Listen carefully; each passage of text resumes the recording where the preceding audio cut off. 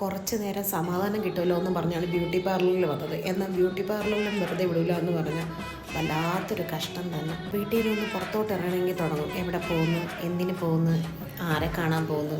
നിനക്ക് വീട്ടിൽ വേറെ പണിയൊന്നുമില്ലേ?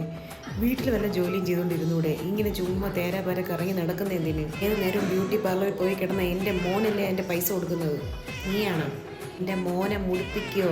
ഏത് നേരം അവിടെ ചെന്ന് ഇങ്ങനെ ഫേഷ്യലും ചെയ്തുകൊണ്ട് കിടന്നാൽ എങ്ങനെയാണ്? നാട്ടുകാരെന്തോന്ന് പറയും?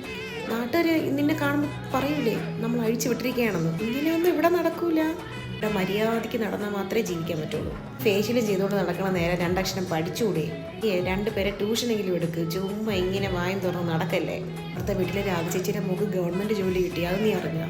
നീ ഇങ്ങനെ തേരാപ്പാര നടന്നു. ഏത് നേരെ ഉറക്കവും ബ്യൂട്ടി പാർലറും, വേറെ ഒന്നുമില്ല. പിന്നെ നാണം ആവൂലേ? അയ്യേ, അപ്പുറത്തെ സുമേച്ചിയുടെ മോള് എന്ത് സ്ലിം ബ്യൂട്ടിയാണ്. നീ ഇതെന്തോന്ന് വണ്ണം വെച്ച് ആനയെ പോലെ ആയി. അപ്പുറത്തെ ആ ചേച്ചിയുടെ മോളെ കാണാൻ തന്നെ എന്തൊരു ഐശ്വര്യം. ഉണങ്ങി സ്ലിമ്മായിട്ടാണ് ഇരിക്കുന്നത്. ആഹാ, കാണാൻ തന്നെ ഒരു രസമാണ്. എല്ലാം പോട്ടെ, എൻ്റെ സഹോദരൻ്റെ മോക്ക് ഗവൺമെൻറ് ജോലി കിട്ടി. പറഞ്ഞിട്ട് കാര്യമില്ല, എൻ്റെ മരുമോൾ ഇങ്ങനെ ആയിപ്പോയി. നീ എന്ത് ചെയ്യാൻ? സഹിക്കാം.